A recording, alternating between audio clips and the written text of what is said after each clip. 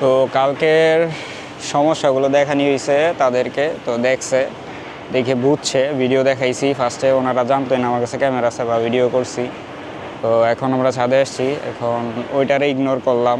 ধরেন যে বাড়ি বিল্ডিংয়ের পাশে কাজ চলতেছে, ঢালাই চলতেছে, আর যে আওয়াজটা শুনতেছেন এটাই নর্মাল সাউন্ড, যেটা আমাদের ঘর পর্যন্ত শোনা যায়। লাস্ট 2-3 বছর ধরে প্রতিদিন এই যে আমার পাশের যে বিল্ডিং, এই যে এটা, তারপরে আমার পিছিয়ে বিল্ডিং, তো এগুলার এই আওয়াজের মধ্যেই মনে করেন পুরো ফিউচার হয়ে গেছে গা। প্লাস এখন উপরে আসছি ছাদে একটু আরেকটা জিনিস দেখানোর জন্য, যে আসলে আমরা এইগুলোকে ছোটোখাটো নাকি একটা মেজর প্রবলেম দেখাই আগে। এই যে আমাদের চাল, এটা একটা বস্তি বাড়ির চালের চেয়ে কিছু কম দেখা যাইতেছে না। এই যে চালের পুরো অবস্থা চাল। এখন পয়েন্ট হলো আমাদের চাল ধরেন টিনের, তো চাল যদি পুরান হয় তাহলে এটা জং ধরবে, এটা নর্মাল। জং ধরে যদি ভাঙ্গা যায় এটা নর্মাল।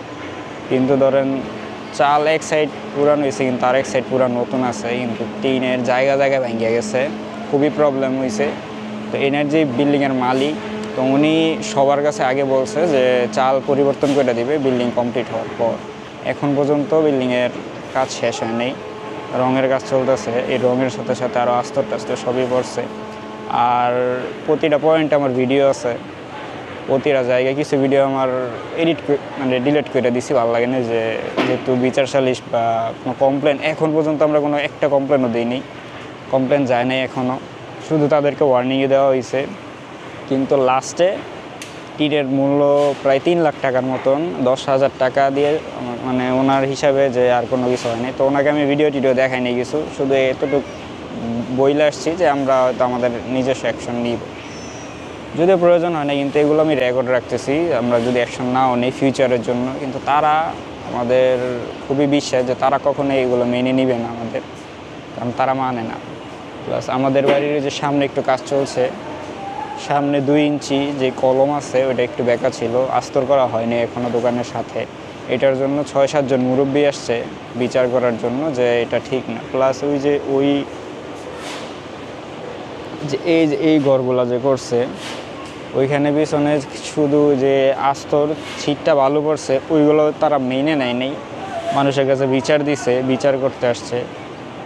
ওনার একটা ঘর মানে পুরান চাল, ওই চালের উপরে পড়ছে, এর লেগে উনি মানে নেই। কিন্তু আমাদের চাল মোটামুটি এই যে এটা দেখেন, ওইটা জং ধরছে কিন্তু এটা এখনও জং ধরে নেই, কিন্তু চালের অবস্থা জায়গায় জায়গায় ফুটা, জায়গায় জায়গায় ফুটা। যাই হোক, মালিকের ব্যবহার ভালো তা কি হয়েছে, কিন্তু সমস্যা তো সমস্যাই। তো আরেকটা জিনিস দেখাই, ওই যে ওইটা বাড়ি, এটা বিল্ডিং করছে, আর এটা বিল্ডিংয়ের 6 ইঞ্চিও ফাঁকা নাই। আর আমাদের বাউন্ডারির ভিতরেই তার আপনার এক বাউন্ডারিতে 2 বাউন্ডারি। এটা হচ্ছে আমাদের এই সাইডের প্রবলেম, এই সাইডের প্রবলেম। আর সামনে যে আরেকটা বাড়ি করতেছে, চারিদিকে কনস্ট্রাকশনের কাজ চলছে। আর আমরা এসে ভুক্তভোগী, যাদের ধৈর্য ধারণ করা লাগে। কিছুই করার নাই, কী করবো এটা জানি না সঠিক। তো যাই হোক, এটা ফিউচারের জন্য কাজে লাগতে পারে, এই জন্য আমি রেকর্ডের ব্লগের এখানে একটা মাহফিল চলতেছে, পাগল হয়ে গেছে মাহফিলে যাওয়ার জন্য। তো খাওয়া দাওয়ার পরে হয়তো একটু ঘুরে আসবো। আমার কাছে আছে মাত্র 150 টাকা, টাকাও নেই। তো আইসা পরে গোসল টোসল করে রেডি হয়ে বসবো। আর প্লাস আমার সারাদিন গেছে বোরিং এডিট করতে করতে, তাও এডিট শেষ। চাউমিন না পাস্তা?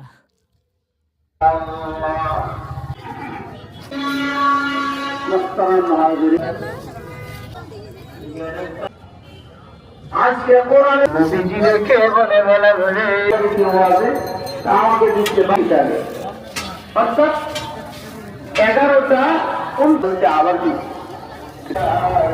তবে যদি ভালোবাসাটা। Hi, welcome everyone. আমার বার্থডেতে আমি সেজে গুজে বসে আছি। অবশ্য আমি চা এনজয় করতেছি, চাটা জোস হয়েছে।